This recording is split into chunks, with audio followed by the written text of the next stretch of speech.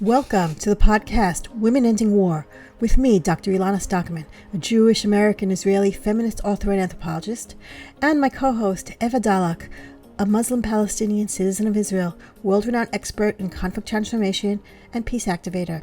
Together, we are here to demonstrate that there is another path, that peace is possible, and that women must lead the way. We are on a journey to activate peace. Thank you for being here with us.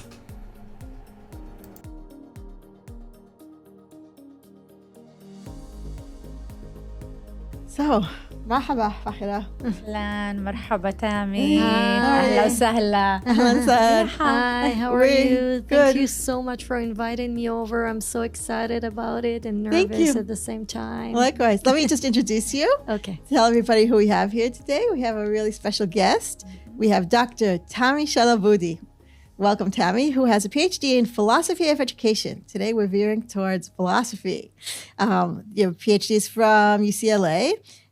Tammy integrates cultural and gender perspectives in her research and has been studying the concept of caring as a fundamental approach to relationships and conflicts. Tammy employs a holistic approach by integrating philosophy and ethnography, or ethnophilosophy, as a research methodology and pedagogy. Things that are all close to my heart. I also have a doctorate in education and anthropology, so this is all super interesting to me. In addition, she extends the application of ethnophilosophy to therapy and conflict resolution, which is our topic today in the Women Ending War podcast. And a few years ago, Tammy also got a degree in social work due to her work with populations at risk and underprivileged communities. She has been teaching at Max Stern Yezreel Valley College in the Departments of Education and Nursing since 2012. Wow, you wear a lot of hats. You have a lot of knowledge. Thank you. So we're super happy to have you here today. Yeah, actually, I am so excited, Tammy. We know each other. We are friends, and we are also participating in the same think tank group at the Van Leer Institute, called the Peace-Based Partnership-based peace. They're going to kill us, you know. Partnership-based peace, and thinking about how we can bring peace for Palestinians and Israelis and shared future. So I'm so excited. And you are bringing for us today a new element of talking about our reality, the philosophic elements, and also combining it with education. And we had like a really interesting conversation together. So I think, first of all, we would like to know a little bit about your journey, how you got to be in this field of education, philosophy, caring. Can you tell us a little bit about this journey? Yeah, I'll try in a few words, which is very difficult. Well, I think the greatest surprise for me is that I actually focus on philosophy of education because I was such a bad student. Really, I didn't like school. And so at some point, someone told me after I graduated from philosophy, someone told me, you know, it seems that you actually focus a lot on education. So I thought education and me, but then I realized that education is not schooling. It's actually everything, any human interaction or non-human interaction for that matter, is actually education. It's about relationships and conflicts in relationships. We are all the time being educated and educate others. And the concept of caring was a long journey since my master's degree, actually, because when I started to study philosophy at my undergrad, the main focus for me was about violence and human suffering and injustice. And so and I thought, how can we make society more just, you know? It really pained me to see kids who suffer or domestic violence or wars. At some point, I learned to connect between them, the micro and the macro. I saw them actually integrated. And so one of my professors at my master's degree actually told me, you know, now there is a growing trend to talk about the concept of caring. And that professor introduced me at that time to Nell Noddings. And then I also learned about the ethics of care of Gilligan, although Gilligan doesn't actually speak specifically on caring. And so this is how I started my journey, actually. Nell Noddings was a big influence on me also in my research. I mean, that, really? Yeah, because it's a whole different way of looking at things. I mean, that's a big part of what we're doing here is talking about how when women are around the table, there are different perspectives that come, and that the perspectives often, not necessarily, not automatically, but often include compassionate approaches, and a humane compassion, the idea of understanding lots of people, lots of different perspectives, because women have historically been so responsible for caring in the sense of caretaking. Take care. That's the caretaking. thing. I actually think there is a distinction between taking care of and caring. So for me, and I knew Noddings in person. I met her several times. Yeah, and she knew of my work, and she was very supportive. But for me, the distinction is very clear, because I try actually to emancipate the concept of caring from gender. I want it to be inclusive. And this is one thing that people never understood about the concept of feminism, that it was not actually related to women. Right. It was actually related to how to overcome the concept of humanism that actually focused on men and not on women. So feminism was supposed to be inclusive. But because it's being called feminism, so people think it's being associated with women only. But actually, feminists were supposed to bring a different message, to include everyone within their thoughts and emancipation. So for me, taking care of, it's not necessarily caring. It's a function. It's like a social assignment of, you designate women to take care of children or family. So it's not necessarily emanating from caring. It can sometimes be emanating from oppression. Like this is what your task is to take care of. So I make the distinction between taking care of and caring. So yeah, very interesting. I mean, we will dig deeply into this philosophy, and also combining and talking about education. As you said, education, it's not just school. It's all the interaction between individual and the environment. It's the parenting, it's the school, it's the media, everything. And in our conversation, you were talking about, and also in your lectures, Tammy, if you can, about the cognitive occupation and cognitive liberation. Can you tell us a little bit, so we can link how caring can maybe address this, how really our reality or our consciousness, as we were talking, is somehow occupied by certain discourses, certain narratives, certain things that we became to believe that this is the reality. Can you tell us a little bit about this, and how caring intertwine in a way to liberate what we think? Yeah, so I actually attribute caring to reconciliation for sure, or to any other relationships and conflicts. So it may surprise some people, but because I actually shied away a little bit from the white feminist, and I actually got very much connected to the black feminism, but I won't go into details nowadays because it's a whole story. It's a long talk for itself, per se. But the caring, actually, I think, stems from conflicts in relationships. Conflicts in relationship is between me and myself, me and the outside. Like Buber and Levinas. Levinas is like me and the other. Levinas pays more attention to the other, but Buber talks about the relationship between I and it, and I and thou. So like the first counter is I and it. Although, many people don't know, but Buber came out from the Hasidic tradition of God and the individual, but it doesn't matter. It's relevant to relationships. So caring must actually address and acknowledge conflicts in relationships, because we are all in conflicts in relationships. There is no such thing that there are no conflicts. I mean, if you take a philosopher like Nietzsche, he talked about the fact that we all have contradictions. I mean, his philosophy was, full of contradictions. So to have the act of caring, it's a struggle. It's an inner struggle. It's a grapple, because I need to open myself in my emotion and my geographical or physical space to include others, to share that space emotionally, cognitively, and physically with others. And it's a grapple, because we all usually tend to think of ourselves You know, what, where is me? You know, what do I get from it? And so, and I really want to emphasize that it's mostly based on Western monotheist tradition, because it's not necessarily in all traditions. So it's not inclusive humanity. Right now, I'm talking from for this standpoint of Western tradition. And so when we talk about reconciliation before the word peace, because also we have to make the distinction, what does it mean peace and what does it mean reconciliation, right? We have to open ourselves. Now I don't think there is anyone who was not born into a given epistemology. We were born into a world, you know. Someone gave us our name.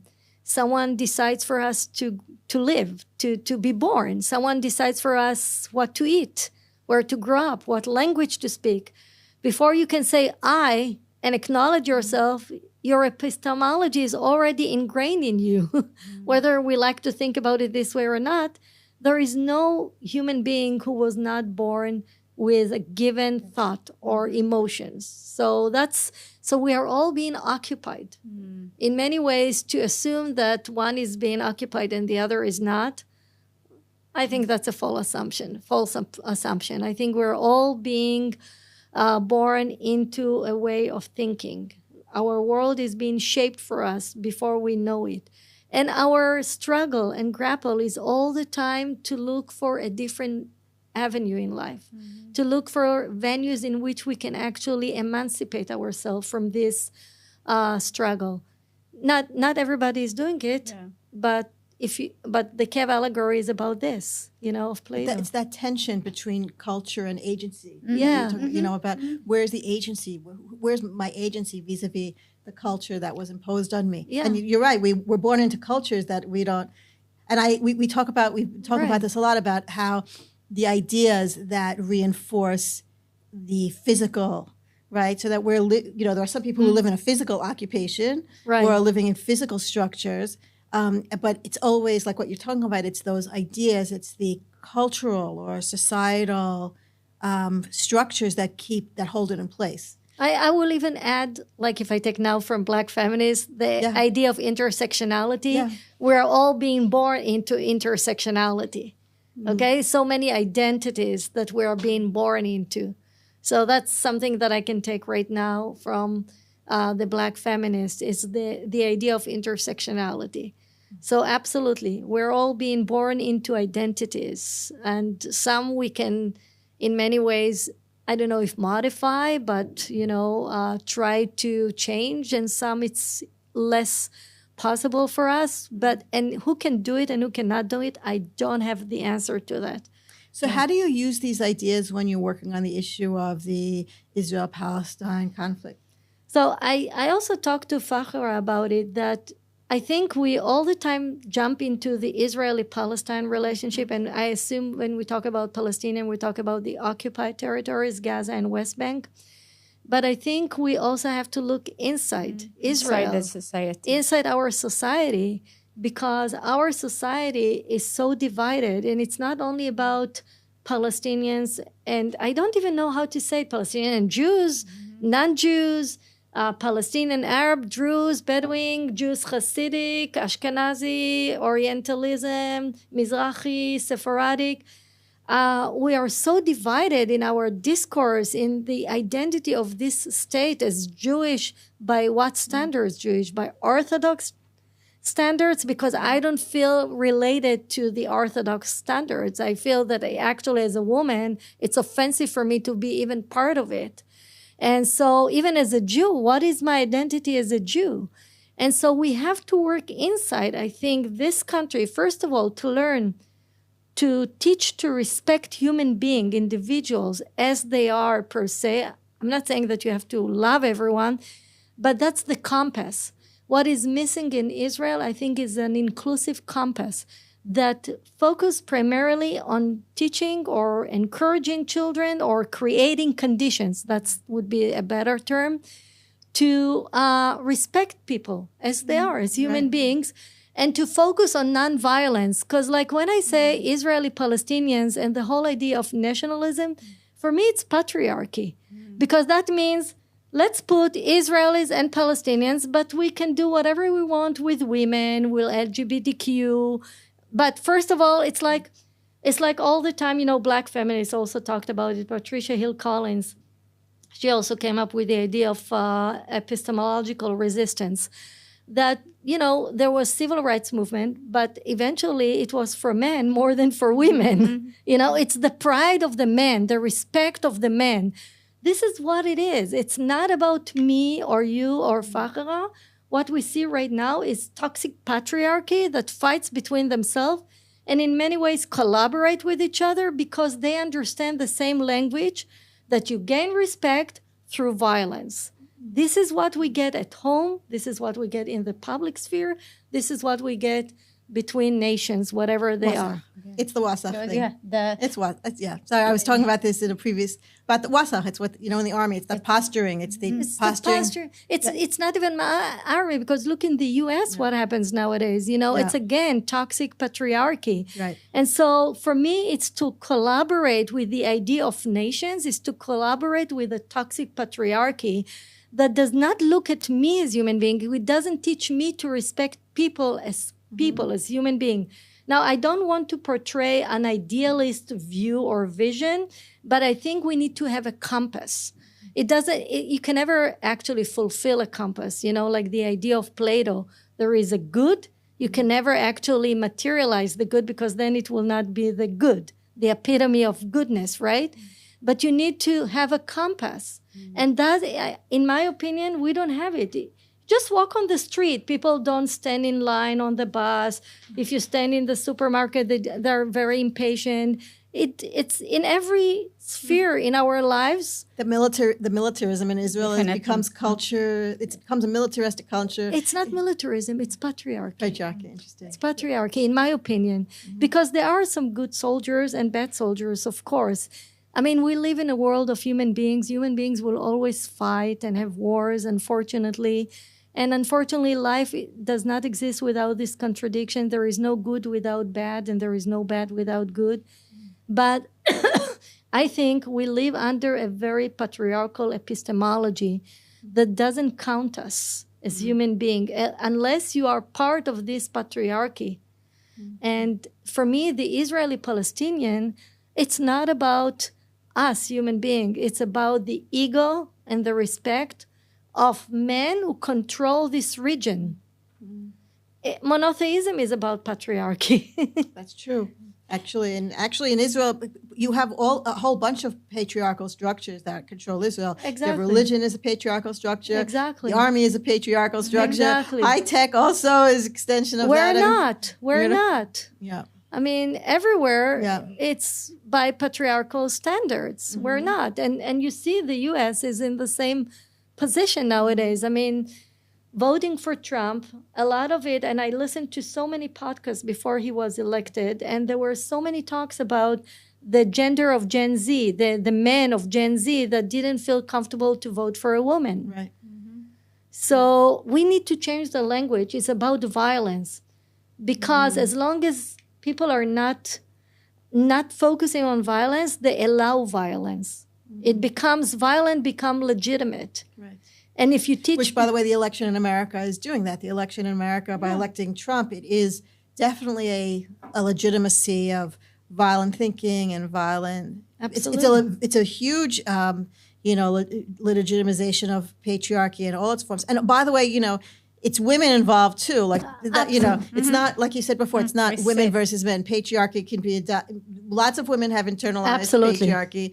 And you see that in Trump also. And Trump will get up there and say like, "Oh, women love me. I got so many women around me," and things like that. And it's like women can be agents of the patriarchy. Absolutely, too. Gatekeepers. Women gatekeepers of the patriarchy, and so. You see that a lot. So, but yeah, absolutely. I think there's a lot of parallels between processes going on in American politics and in Israeli politics. Absolutely. And it's important what you said, just to emphasize that as much as I try to emancipate caring from women and make it inclusive, same with patriarchy. Yeah. It's stereotypical patterns that women can embrace as well. Yeah. And I don't like anyone to associate women with something perfect. That's actually a source of violence against women. We are human beings, first of all. And this is something that I always try to teach my students also, to learn and to interpret things through conflicts in relationship between people. First of all, I don't dismiss other identities. I'm not saying that they are not. Yeah, I don't live in a la land, of course not.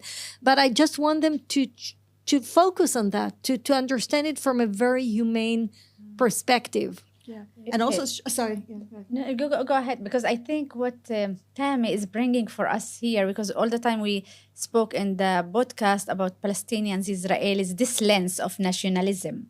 And you are saying to us, no, we want also to look for this conflict through the macro, look to the society, to the division inside the Israeli society, and also the divisions within the Palestinian society. It's not just to look to this relationship between Palestinians and Israelis just through the national lens, Exactly. but through the patriarchal lens, through the violence lens, Exactly. and to read the reality through this lens, which would be different. And how you can also, you are talking about how toxic discourses, toxic content that we give to new generation about the reality that violence is acceptable, which also impacted everything. Like I'm taking, like, if you are an occupying society and see the violence as the only way, so it will be violence also in your daily life, and Absolutely. not just toward the Palestinians. I mean, I am taking it, I am continuing. No, it will absolutely. be also violence in the school, in the neighborhood, and we're seeing everywhere. that. We absolutely It's see that. everywhere. Yeah, If it's you everywhere. occupy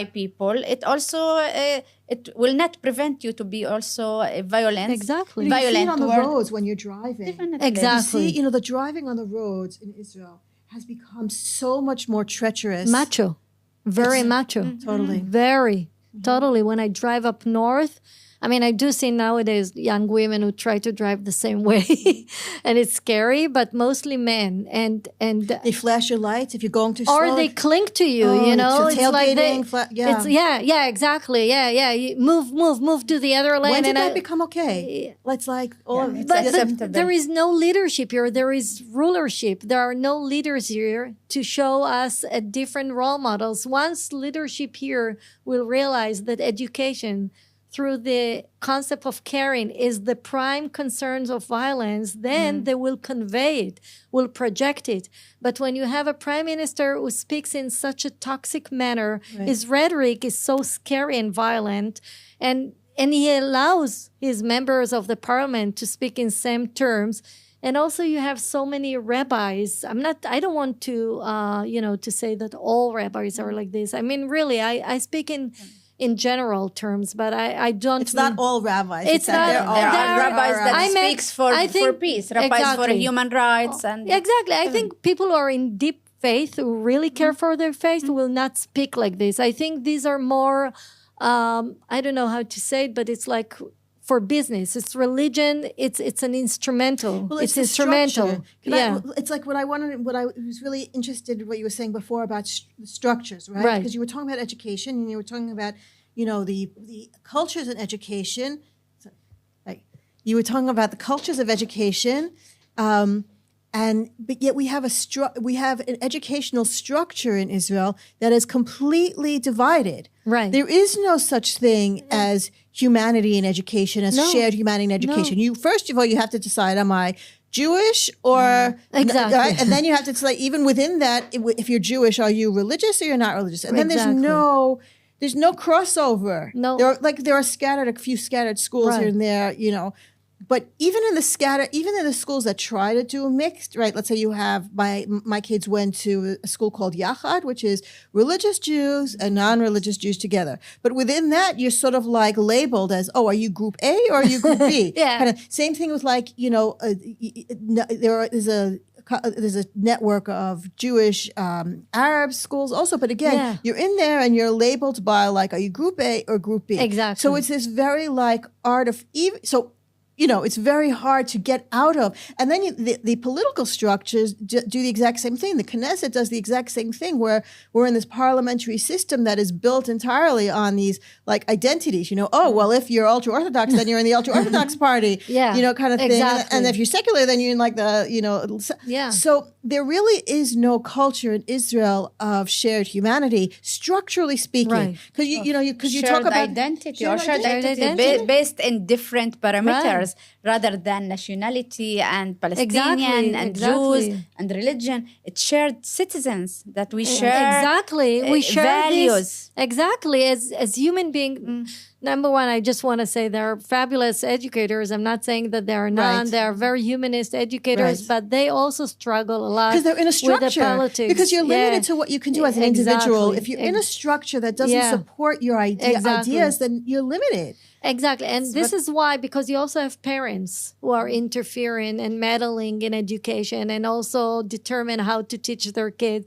So you have to look for a language of hope, language that will recruit parents to be with you, and to join you with the efforts of having a better education. So when you talk about nonviolent society and you talk about respect for human beings, it may sound a little bit less political, because you're not talking about Arabs, Palestinians, God forbid, or anything, but it is very subversive political, more than critical theories and others. It's just Karen is very subversive. It undermines the political patriarchy agenda, patriarchal agenda, exactly.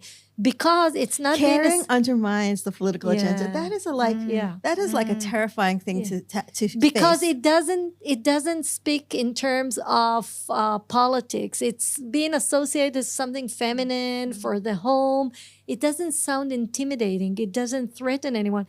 Who doesn't want his kids to be safe on the street, right? Who doesn't want to teach kids to be, well, I won't say everybody does. I won't say that nobody wants that. There are some parents who don't care about it, I guess. But in general, most parents would want their kids to live well, to be secure, to have good life. And so this is a humane language. And politics, as it is nowadays, it doesn't speak in humane language. And we want to not to succumb to this language of the rhetoric, the toxic rhetoric nowadays. So, Tammy, you were talking about, you differentiate between ruler and leader, right, in a way of which language each one gives.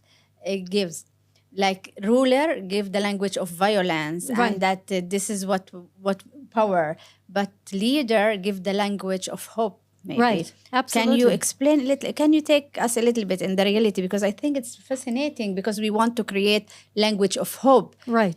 With the other, with the other side, with the other who is different than me, not just the Palestinians, with any other around right. me.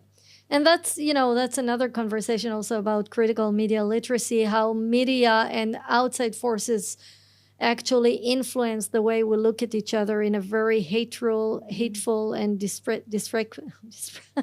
well, all of a sudden I get stuttered. Okay. In a very hateful manner. But rulers, it's like, for me, it's someone like Netanyahu or Trump. And I talk about supposedly democratic states, okay? Democratic in system, maybe not in values, but at least in system. For me, leader is someone who leads, who takes us forward, who looks at the future and says, okay, I want to have a better future for the people. What is a better future? War? I don't think it's a better future. Messianic visions? It's not. I mean, messianic vision, if it were a compass, that's one thing. But as a practical manner, it's not. I think a leader has to think in terms of education, education with hope, to have better life, less violence. And that means also the rhetoric has to be like this. Sometimes you have to fight. I don't say you can avoid it all the time, but that shouldn't be the prime agenda, prime strategy. The prime strategy has to have a safe and humanist society. And I think if that becomes the structure in this country, which is so far from it right now, but this is how we work, how to actually have learning communities in which we can actually recruit people to understand that it's better for everyone's sake to be in a more safe environment, then that will actually roll over toward the relationship, maybe allows an infrastructure that will be able to look at the others in a less intimidating way, you know? I mean, there are violent forces on either side, but do we let these violent forces all the time defeat us? Then we will get to a point that we're being annihilated. There is no hope, and this region will become just bloodsheds all the time. And I don't think we have the privilege to think this way. I'm willing to be naive and to take the risk that people will tell me I'm naive. And I'm willing to do that because otherwise there is no hope. And we must have hope for, you know, the future generation. We have to try not to reproduce and replicate these patterns of hate and disdain and disrespectful for people, for women, or for everyone. We have to change the rhetoric. Right. Wow. So do you have practical experience working,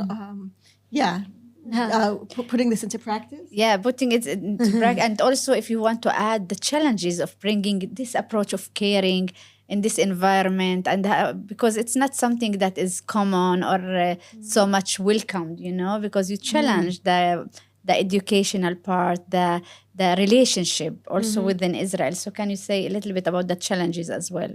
Well, number one, I think it's their caring, but maybe people don't term it as caring, and just I use the word caring. And since this conversation is in English, so finally nobody asked me to translate the word because I don't have a word for it in Hebrew. It's not ikhpatiyut? No. It's not the same, because that means caring, not caretaking. Yeah, exactly. Caretaking It's a state of mind. It's where you are coming from. I don't even like to label it as this person is caring, this person is not caring. That sounds very moralist, judgmental way to look at people, and I don't like that. I think some people have the state of mind to be caring, and not all the time. We cannot be caring all the time. But that should be our infrastructure. The basic, the fundamental idea of who we are as human beings. Of course, not everyone, but we have to teach it as a compass. And so when you teach, for example, any content, there is relationships in that content. So like I, for example, was trying to teach once conflict resolution through the fabulous book of Jane Austen, Pride and Prejudice. Oh, interesting. Yeah. Really? Yeah. Okay. Yeah. And I think there is gossip, there are relationships, there is positive and negative gossip, there are relationships, there are friends who give advice, bad advice, ill advice. There are so many components into that book. And at her time, it was published in 1813, but I think she wrote it much earlier than that. But at that time, there was a transition about the idea of masculinity. So the intellectual man comes into power instead of having a duel or fighting.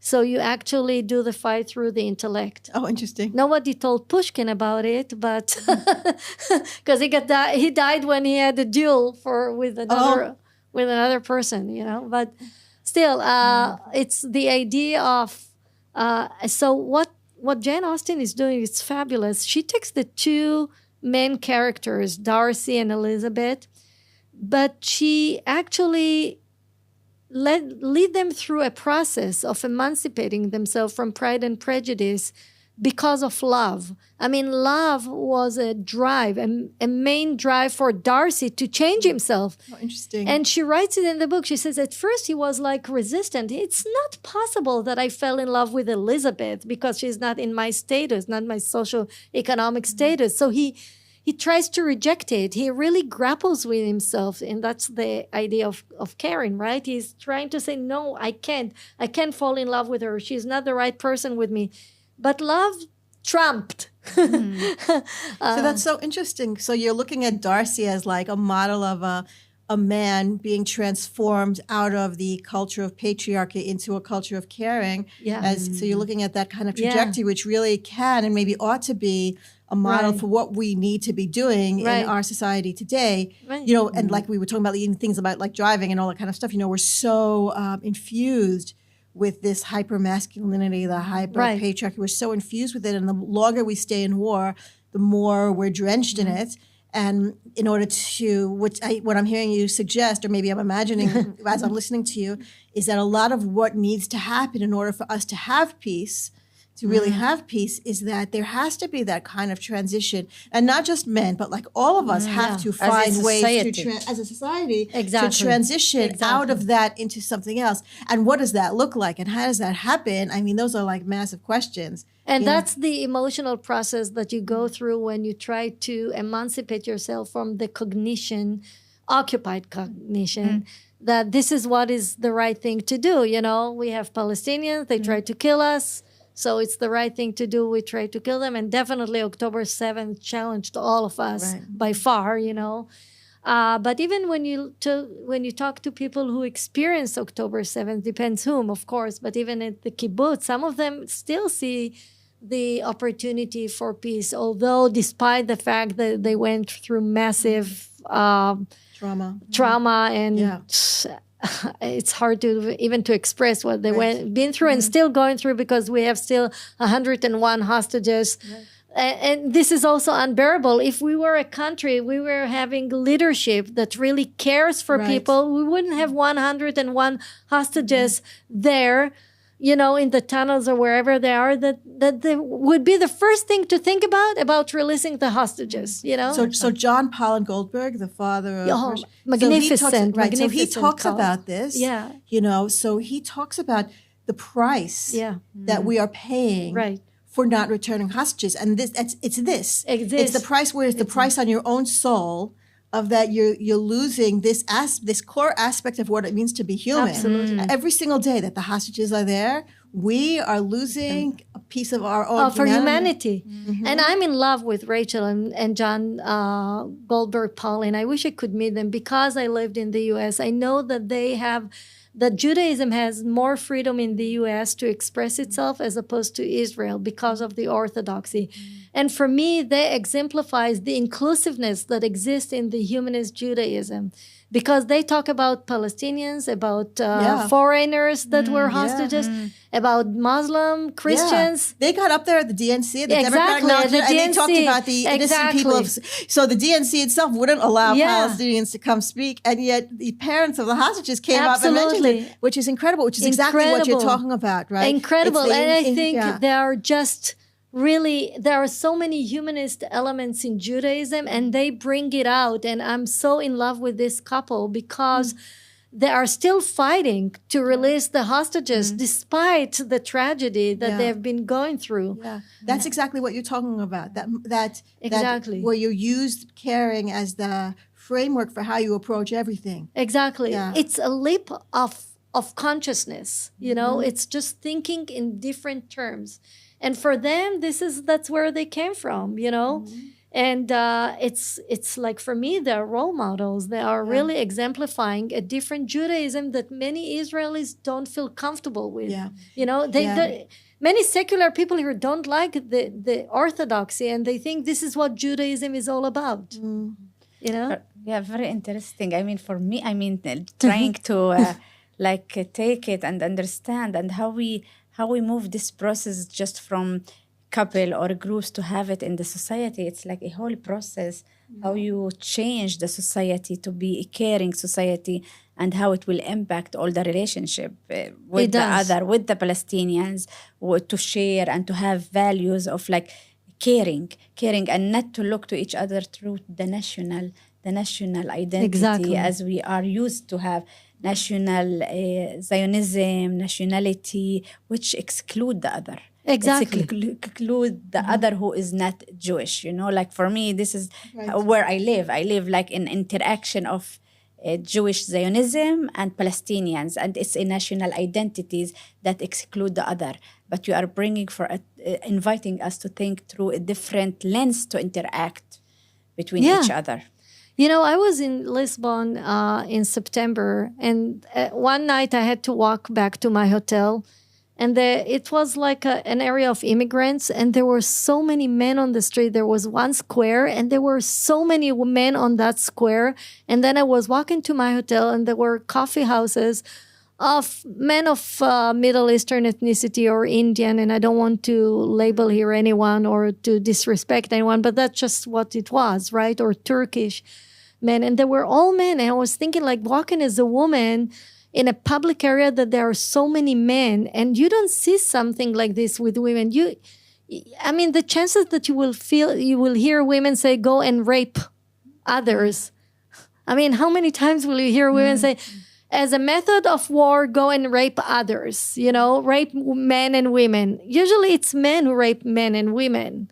So it's so male dominance, but not because this is what men are. I know fabulous men, caring, and they should be role models to so many other men, that men don't have to be violent. They were not born violent.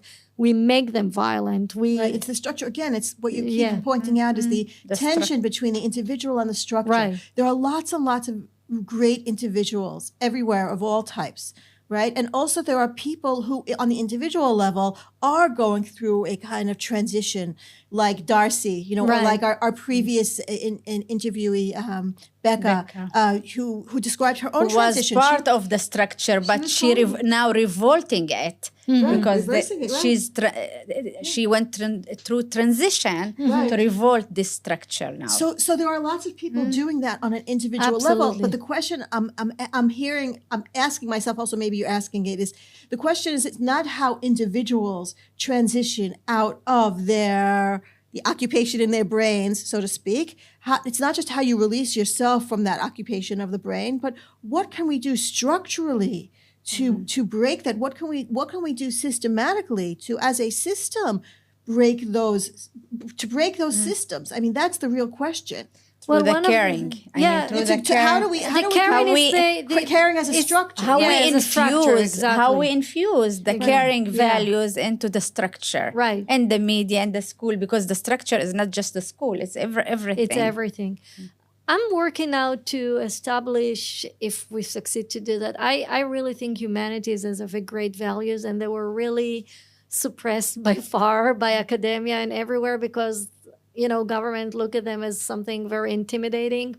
But I think literature, philosophy, and art has a real special value to it's an outlook on ourselves, So if you're, for example, you teach any text, songs or even philosophical text or even books like Pride and Prejudice or art or anything, you use art as a form to look at the mechanism, what actually, it's not always about the picture, it's how you make the picture. So that's how you look at human beings as well. So I use art for that purpose. And we want to create learning communities in public spheres, in communities that are not necessarily inside schools.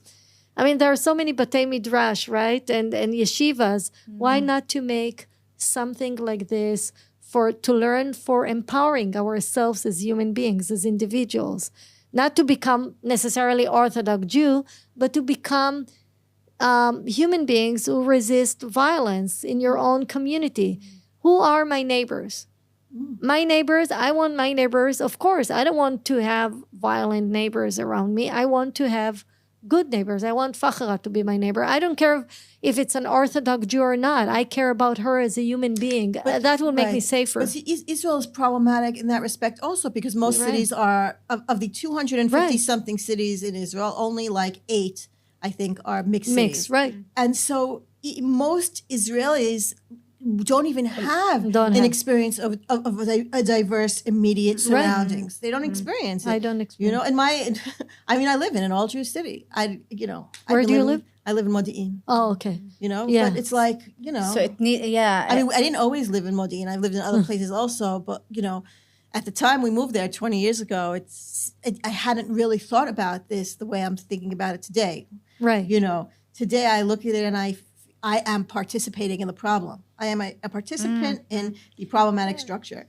Cooperating with the structure, even that you are aware that it's excluding and it's creating divisions. Yes. But it's fear. We are being taught to be afraid all the time. Jews learn to be afraid all the time of annihilation. Fear actually in many ways is so entrenched in us, you know, it's really instilled in us from a very young age. We're all the time afraid. So if you're afraid all the time of annihilation, there are very few Jews. We talk about quantity, not about quality in many ways, you know, and that's not going to secure there is the existence of Judaism just because we have so many Jews, you know, there are not so many, but quantity doesn't actually vouch for a better Jewish existence. Doesn't. And not at all. Right. Unlike what people think. Yeah. And also the demographic conversation is often used as a justification for some terrible violence. I mean, when you talk about the occupation, the main justification, you know, as if there's a justification, but what's used is the so-called demographic question. Like, well, if all Palestinians had rights, then would there be a Jewish majority? And it's so like, you know, I want to like scream. It's to manipulate the fear. It's to manipulate the fear in a way that you accept the ethnic cleansing, accept the occupation, because we are like afraid of annihilation. Yeah, definitely. Jews are, you know, afraid of annihilation. But I have to say, what people thought 70, 80 years ago, that was right for them at that time. I cannot change the past. I cannot change history. We are able to change the future. And maybe what we experience nowadays, this horrible tragedy and horrible era, really, it's already an era, we can say, right? It's like more than a year. I feel that it's an era. Absolutely. You know, it is. It is an era, right? I think you're right. Yeah. That we can look forward and how we can rise from this crisis. Right now, the forces that occupy us, let's say this way, they are very toxic and violent forces. But you know, there are two philosophers. I hope I pronounce their name correctly because they're French. One Deleuze, I think that's how you pronounce it, and one Guattari. And they say that minority is not necessarily, and majority is not necessarily by numbers, it's by presence. Oh, interesting. Okay? So we have to think how we can be majority in a caring mode and not minority in a caring mode. Nice. That's very beautiful. Because it's true, actually, you know, one person who comes in, who takes one person with bullying and brute force, even in a minority, to transform something from a safe place to a not safe place. You don't have to be in the majority to make something unsafe. You don't have. You just bring the values of violence instead of the values of caring, and suddenly the place is unsafe whether you're the majority or not. And maybe they're not even majority by numbers, I don't know, you know, but in their presence, that's what they talk about patriarchy. In their presence, they are majority. The hegemony is very patriarchal. That's the presence, right? And we live on theories over centuries that were written by men from the men's angle. And this is one thing I really give a lot of credit to the title of Gilligan's book, In a Different Voice. She actually said there are different voices. Yeah. You know, I don't agree with many things in her book, but I do appreciate her book and what she wrote in it. Very interesting. I mean, I'm just like trying to take this conversation because you are inviting us to look to it through a new lens. It wasn't... this is new for me, and it's very enriching, by the way, Tammy.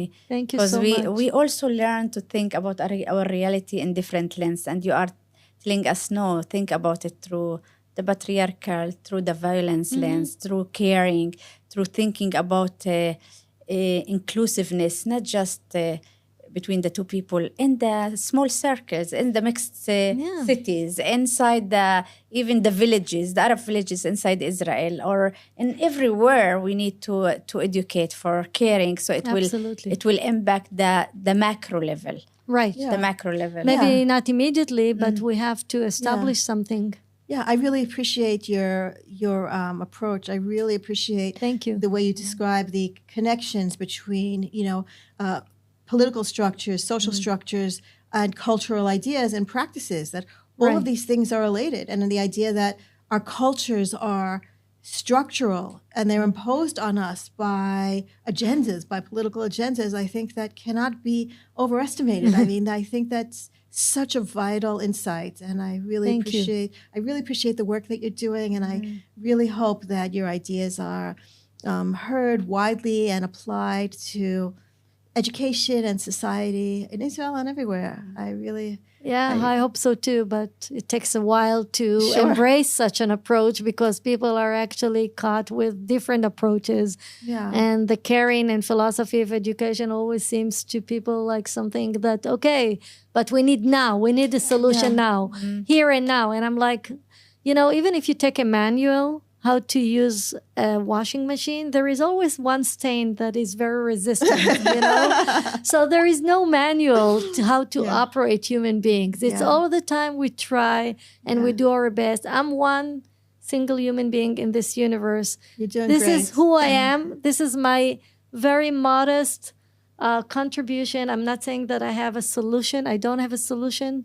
I really don't think anyone has the ultimate you solution. are the solution. What Eva, our other co-host, always talks about. Peace starts within. How do you create peace in the world? You have to start within yourself, and from the peace within emanates the peace without. So, and to realize that we're all human beings. We cannot be always perfect. There is no such thing.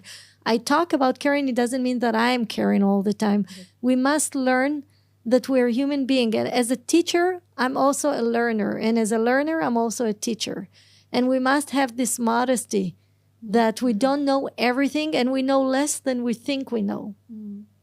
Thank you. Thank you so much for Tammy, inviting me bringing over. This was Thank really, really special. Yes. Thank you Very, so very special. much. Thank you. And thank you for your determination to bring these values, this philosophy to our reality despite the challenges. Thank you. Thank you. so I appreciate much, that. Tammy. Very enriching.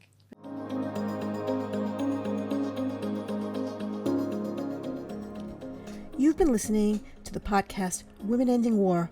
I'm Dr. Elana Stockman, and my co-host is Eva Dalak. If you like this, please subscribe, share, like, and comment. Links to our channels on YouTube, Spotify, and Apple are below. Follow us on Facebook, Instagram, and Substack. And please consider supporting us financially. We need your help. Link to our GoFundMe page is below. In peace, salam, and shalom.